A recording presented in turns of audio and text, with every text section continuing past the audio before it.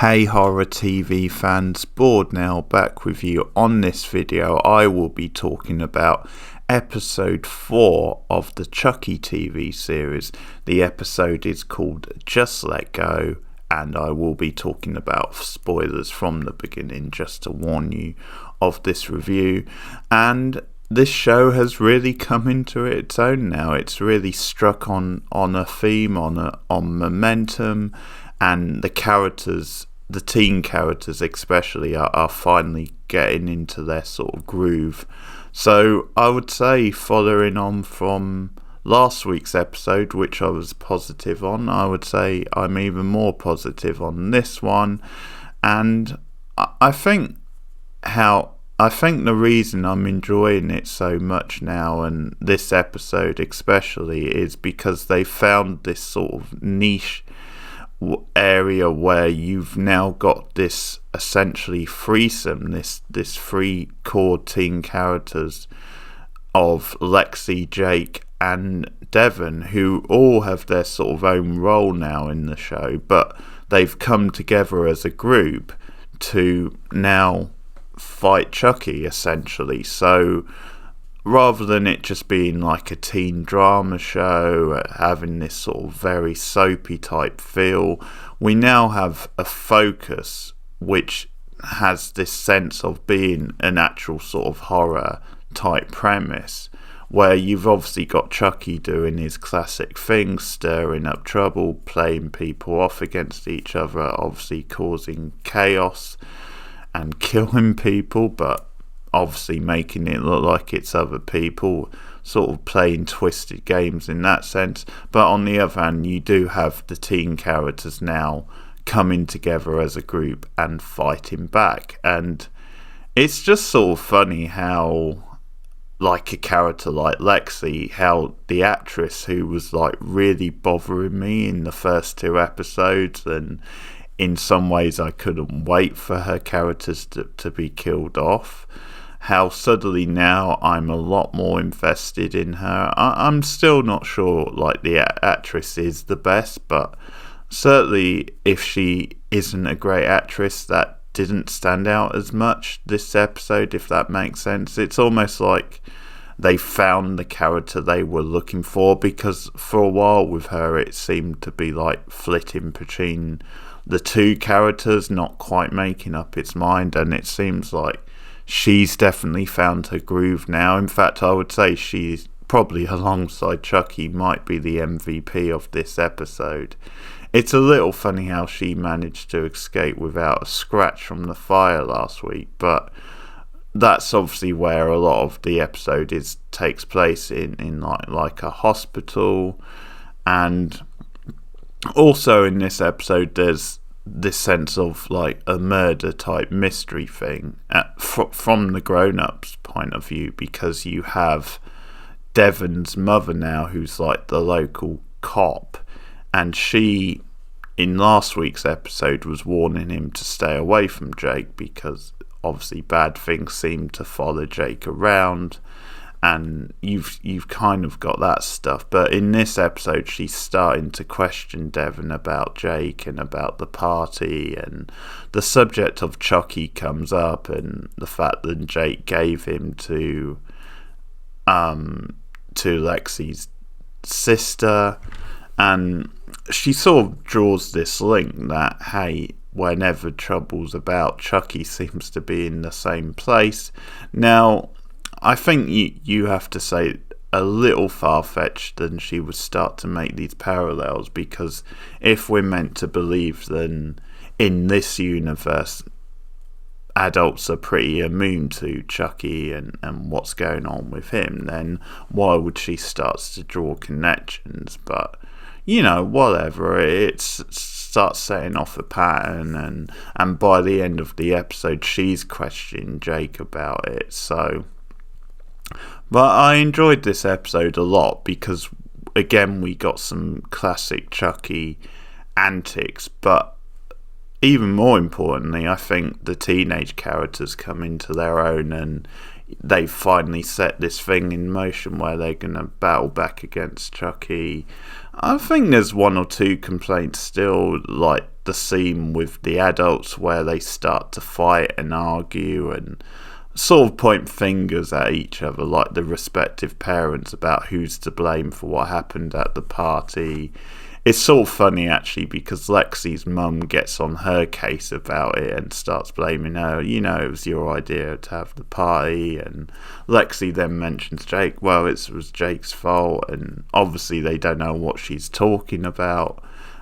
Because that's the other big thing, is Jake confesses to Lexi then he knew about Chucky, and it was sort of his plan, and obviously Lexi's really pissed at Jake for that. It's a little bit funny how the mother has suddenly kind of not exactly taking Jake's side, but she's suddenly like, oh, poor Jake, hasn't he been through enough? It's almost like she's changed her tune pretty fast.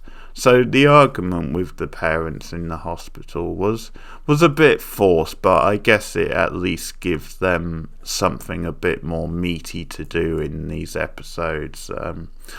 A nice touch in that scene actually was when Lexi's mum starts attacking Devon's mum, and about him being all into like true crime podcasts, and saying, oh, it's a little bit weird for someone that age to be into this stuff. And that was a nice touch, because you can imagine someone going after her about something like that. So that felt quite true to life, then that might be an area for attack. But, you know, whatever, there's a bit more for the adults to do in this episode, which I did like. I sort of liked the slow burn sort of mystery with Devon's mum now investigating Chucky and what's going on with Jake, because Devon himself, and this is something which happens a lot in these sorts of films or shows, is at one point in the episode he starts investigating Chucky,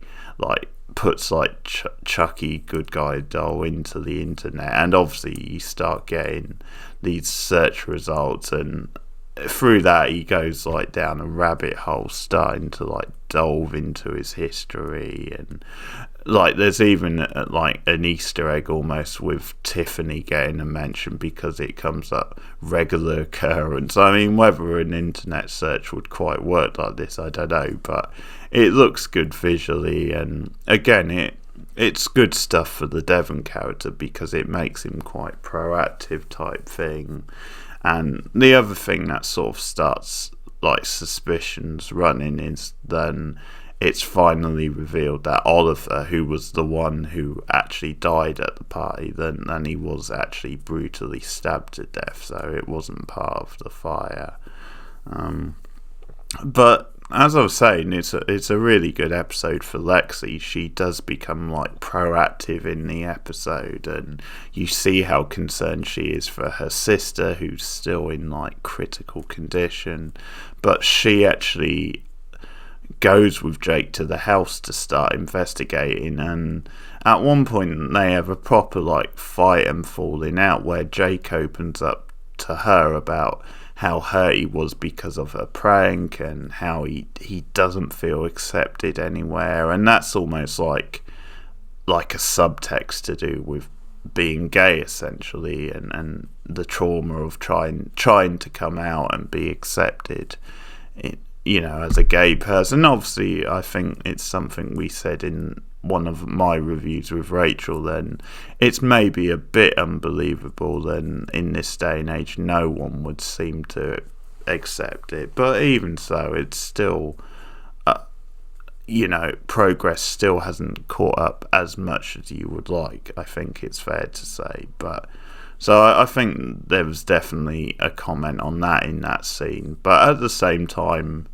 Lexi in this episode is a lot more sympathetic than she had been, and you could definitely see why she would be pissed. And she actually makes a pretty fair comment about how for Jake to actually want to kill her, then there must be something seriously wrong with him, which is a fair comment too. Then yeah, maybe you do have like mental health problems, but at the same time, I think what it's like touching on is this whole thing about how when you're a teenager things that do become extreme, like about how, you know, dramas can be built up and spiral out of control. So obviously what Lexi did at the party was really messed up, and there's no doubt at that point it pushed her into even more of a villain, before obviously pulling it back now. But